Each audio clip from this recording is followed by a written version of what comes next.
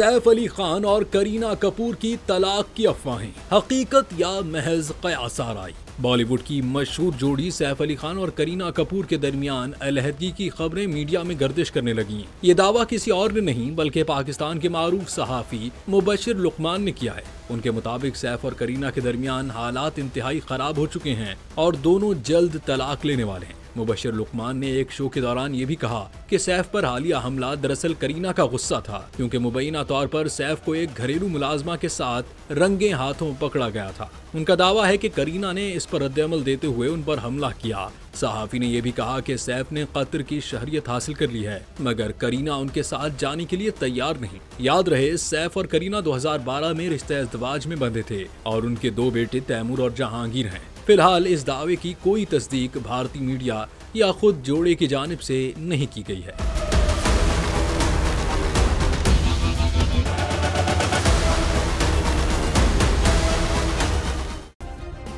Subscribe करें और bell दबाएं ताकि कोई खबर रह न जाए।